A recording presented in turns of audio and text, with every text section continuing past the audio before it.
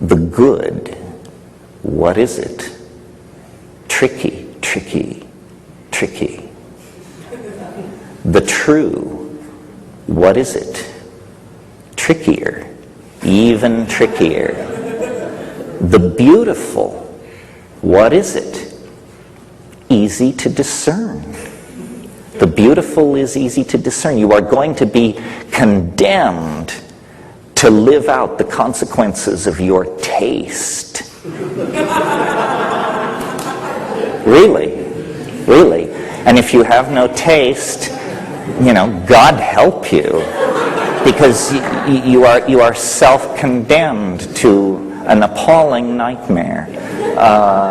You won't be getting it. All the subtle stuff will go by you while your head is filled with cant, nonsense, foolishness. So again, the metaphor of the dream and of making choices based on beauty, and beauty is downloaded into the human cultural milieu largely through dreams. Other ideas may also come in dreams, but I think studies have shown that architects, designers, people who are actually at the top of the pyramid in any design process are very aware of their dreams, their reveries, their insights. So that's the way to set the compass, not toward truth, not toward the good, not because these aren't fine things, but because they're so slippery, but toward beauty.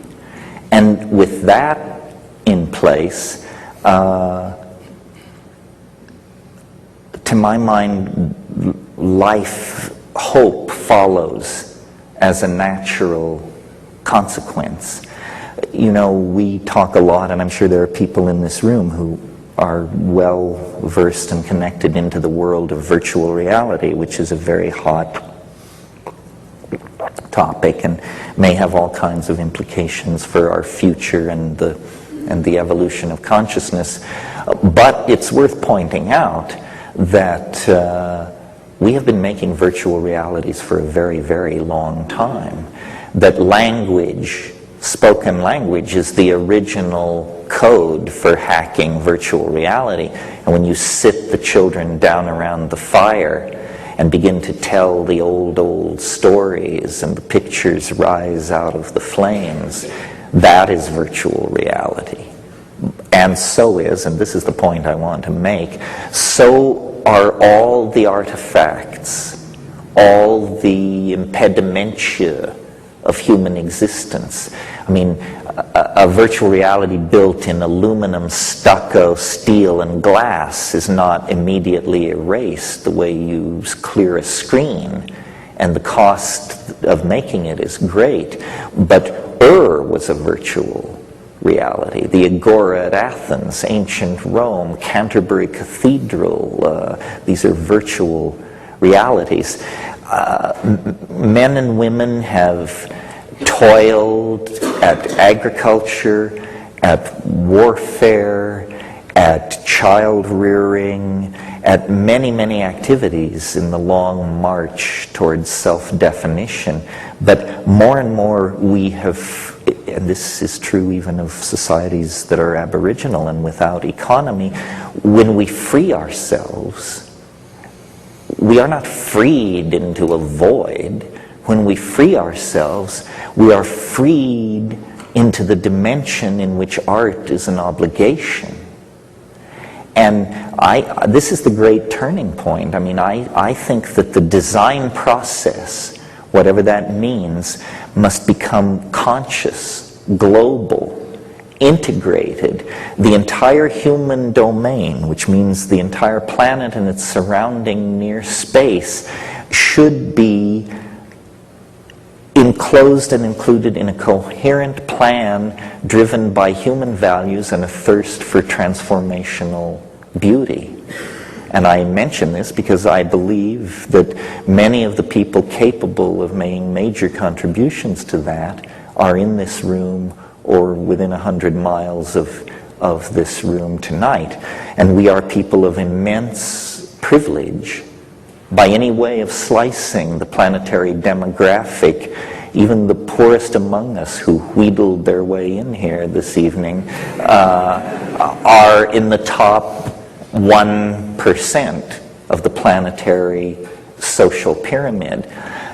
On a planet where hundreds of millions of people are starving, the obligation upon the conscious people near the control surfaces, near the levers of the human machine is immense.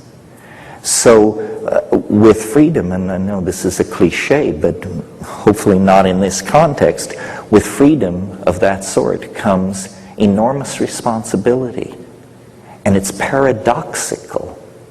Responsibility to dream and coexisting and simultaneous with that, an obligation to awaken. In other words, an obligation to make sense, be non-trivial, not to squander resources in foolishness, an obligation to awaken, and an obligation to, at the same time, dream. And then, the rational mind screams out, but this is impossible. This is paradox. But the subtle mind understands that we have now reached square one by openly confronting the necessity for paradox and by openly confronting the fact that we can only enclose our dilemma by speaking in at least two modes at once. We begin to actually honor the complexity of the situation. And so tonight, the thought I want to leave with you is the simultaneous project of awakening and the simultaneous project of entering deeper into the dream for the purpose of cultivating, evoking, experiencing, remembering, transmitting, and communicating beauty, which feeds back into the awakening process. Otherwise, the awakening will be traumatic and demoralizing. We will awaken to an AIDS-ravaged Earth, to ecotastrophe, planetary warming, complete collapse of any concern for the destiny of future generations. This awakening must not be disempowering. And the mantle that can be spread over the awakening to counteract the possibility of disempowerment is this wish to evoke, realize, and serve the project of bringing ever greater amounts of beauty into the world. I think that's the end of the formal lecture here this evening. Thank you very much. I didn't say, we will have an intermission of about 20 minutes, so you can, what do you say? And then we will get back together and undergo the more creative process and the more organic part of the evening, which is Q&A. And for those of you who can't stay for that, I appreciate your attention and your concern. And thank you all very much, and we'll assemble here in 20 minutes.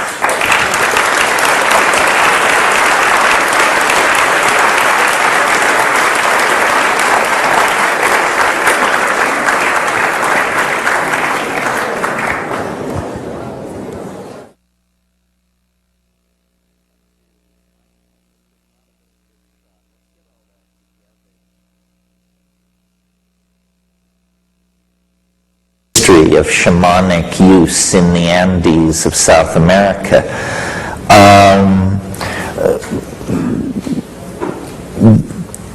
People take, you can be a strict constructionist in the matter of psychedelics, or you can cast your net widely. There are many substances in nature which alter consciousness.